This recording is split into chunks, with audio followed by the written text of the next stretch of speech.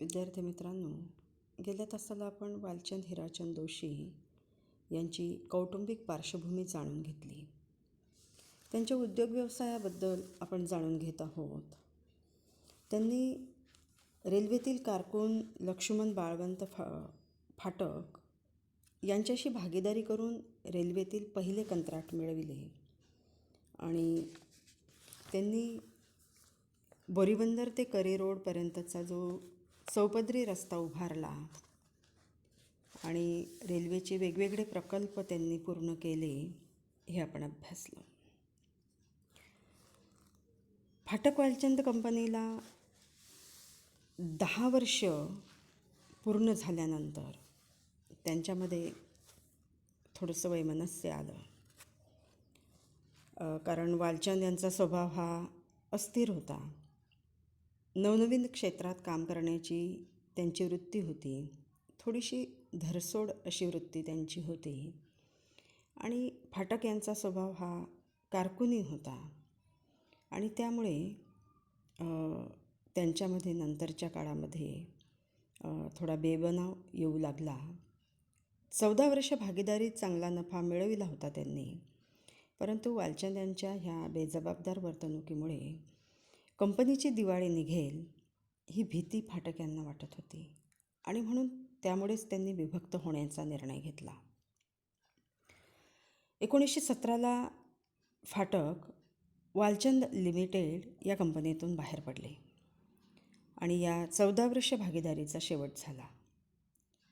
फाटक यांचे वेगळे होणे वालचंद यांच्या मनाला खूप काळ वेदना देऊन गेले, परंतु तरीही वालचंद यांनी आपल्या कंपनीतील फाटक हा शब्द वगळला नाही आणि नंतर त्यांनी आपल्या उद्योग व्यवसायाला आपले आडनाव देण्याऐवजी स्वतःचेच नाव देणे पसंत केले आणि येथूनच वालचंद उद्योगाची नवीन सुरुवात झाली.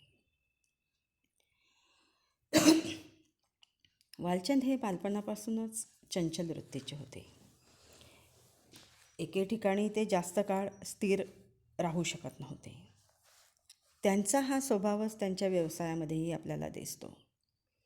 एक उद्योग किंवा व्यवसाय सुरू करून पूर्णत्वाकडे गेला की लागलीच त्यांचे मन दुसऱ्या व्यवसायाकडे आकर्षित होत असे.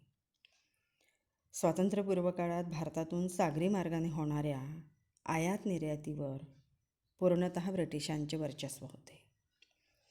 अनेक ब्रिटिश कंपन्यांनी सागरी व्यापाराच्या निमित्ताने आपले बस्तान भारतीय किनाऱ्यांवर बसविले होते. त्यामुळे सागरी व्यापारी वाहतूक क्षेत्रात पाय ठेवण्याचे काम करण्यासाठी कोणताही भारतीय धजावत नव्हता. जगातील बहुतांश भूमीवर इंग्रजी साम्राज्याचा प्रभाव होता. भारतातही इंग्रजांची सत्ता होती. त्यामुळे इंग्रजांसमोर कुणाचाही टिकाव लागत नसे.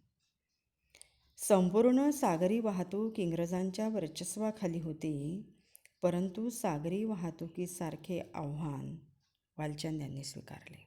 बघा, एवढ्या प्रतिकूल काळामध्ये ज्यावेळी आपल्याकडे ब्रिटिशांची सत्ता होती त्यावेळी सगळ्याच क्षेत्रामध्ये ब्रिटिशांचं वर्चस्व होतं आणि सागरी वाहतुकीमध्ये तर ते जास्त होतं आणि या सागरी वाहतूक व्यवसायात उतरण्याचं वालचंद यांनी धाडस केलं किंवा त्यांनी ठरविलं. कारण आव्हाने आणि संघर्ष हा वालचंद यांच्या जीवनातील एक अविभाज्य घटक होता. ते न घाबरता न डगमगता समोरच्या परिस्थितीला सामोरे जात असत. 1919च्या जानेवारी महिन्यात उत्तर भारताच्या दौऱ्यावरून मुंबईला परत येत असताना त्यांची क्रॉम्प्टन कंपनीचे अधिकारी श्री वॅटसन यांच्याशी भेट झाली आणि या भेटीमुळेच वालचंद यांची दृष्टी सागरी व्यवसायाकडे वळली. वॅटसन यांनी वालचंद यांना माहिती दिली की ग्वाल्हेरचे महाराज शिंदे यांनी युद्धकाळात खरेदी केलेली बोट विक्रीस काढली आहे व महाराजांनी त्या बोटीचे रुग्णालयात रूपांतर केले आहे. जहाज वाहतुकीची कल्पना वालचंद यांच्या मनात होतीच, आणि ती कल्पना सत्यात उतरविण्याची ही योग्य संधी आहे असे त्यांच्या लक्षात आले. आणि म्हणून त्यांनी महाराजांची भेट घेतली आणि बोट खरेदी करण्याचा प्रयत्न सुरू केला. त्यावेळी वालचंद यांचे वय अवघे 27 वर्षाचे होते आणि एवढे मोठे धाडस करणे खरं तर नवलाचे होते. बोट खरेदी करण्यासाठी 25 लाख रुपयांची आवश्यकता त्यांना होती आणि स्वबळावर बोट खरेदी करण्याइतपत त्यांची कुवत नव्हती. पण तरीही जहाज वाहतुकीचा मार्ग त्यांना चांगला वाटला. महाराजांची लॉयल्टी बोट खरेदी करण्याचा विचार वालचंद यांना मात्र स्वस्त बसू देत नव्हता. मुंबईतल्या गोदीत उभ्या असलेल्या लॉयल्टी बोटीला पाहताच ते तिच्या प्रेमात पडले. बोट खरेदी करण्यासाठी पैशांची आवश्यकता होती. त्यासाठी वालचंद यांनी उद्योगपती, बँकर, गिरणी मालक यांच्या भेटीचे सत्र सुरू केले की यांच्याकडून काहीतरी निधीची तरतूद होईल या उद्देशाने त्यांनी पावलं उचलायला सुरुवात केली. नरोत्तम मोरारजी, सामळदास, किलाचंद देवचंद व वालचंद या 4 भागीदारांनी मिळून 17 फेब्रुवारी 1919ला महाराजांकडून लॉयल्टी बोटीची खरेदी केली, जे त्यांनी त्यामध्ये मग भागीदार ठेवलेत. बोट खरेदी केल्यानंतर जहाज वाहतुकीसाठी सिंधिया स्टीम नेव्हिगेशन कंपनीची त्यांनी स्थापना केली. या कंपनीत एकूण 8 संचालक होते आणि आत्ताच सांगितल्याप्रमाणे हे 4 भागीदारही होते. या 4 भागीदारांबरोबरच Ratansi D Morarji, F.E. Dinshaw, C.E. Randle व M.J. रेमंड या नामवंत संचालकांचाही यामध्ये समावेश होता. जहाज कंपनीची स्थापना करून वालचंद यांनी 60 वर्षापासून अधिराज्य गाजविणाऱ्या ब्रिटिश जहाज कंपन्यांना प्रत्यक्षपणे आव्हान दिले. खरं तर ही मोठी गोष्ट होती.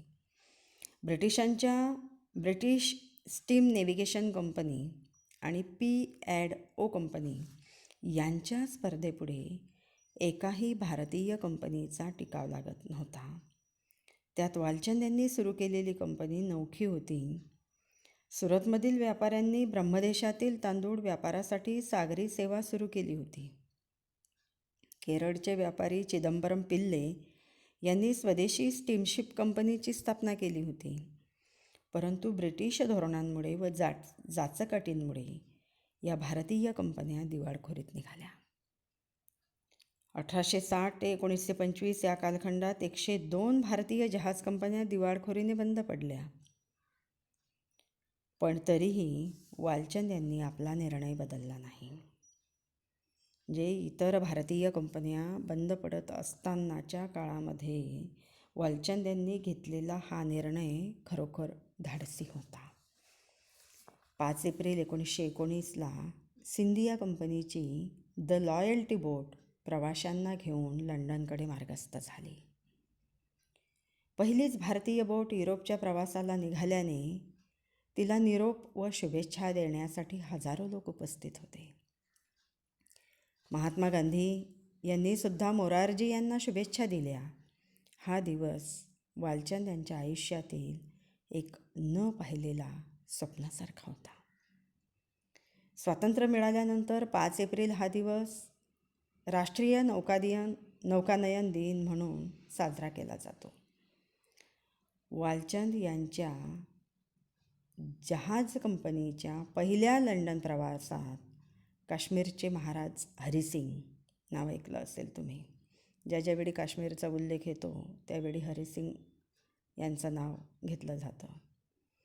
कपूरथळाचे महाराज व त्यांची पत्नी, लिंबडी येथील ठाकूर साहेब, राजपुत्र दिलीप सिंग, मुंबई उच्च न्यायालयाचे न्यायाधीश चुनीलाल मेहता, नरोत्तम मोरारजी या उच्चपदस्थ मंडळींनी या बोटीतून प्रवास केला. 18 दिवसांच्या प्रवासानंतर बोट मार्सेल्स किनाऱ्यावर पोहोचली. वालचंद यांच्या जहाज वाहतूक कंपनीमुळे ब्रिटिश कंपन्या कमालीच्या अस्वस्थ झाल्या.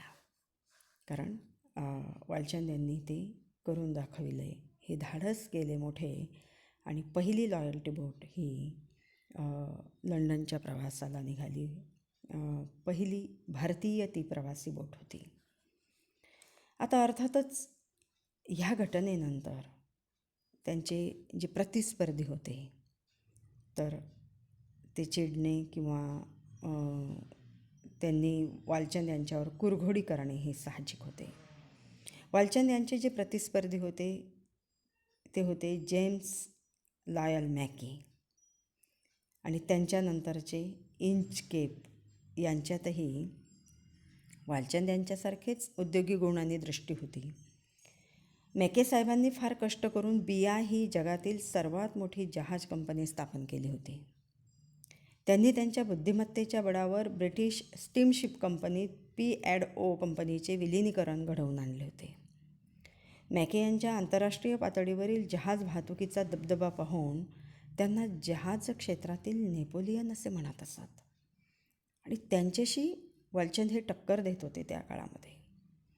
लंडन येथे लॉयल्टी बोट पोचल्यानंतर वालचंद यांना जहाज वाहतुकीसाठी आंतरराष्ट्रीय पातळीवरील लॉयडचे सागरी पात्रता प्रमाणपत्र हवे होते.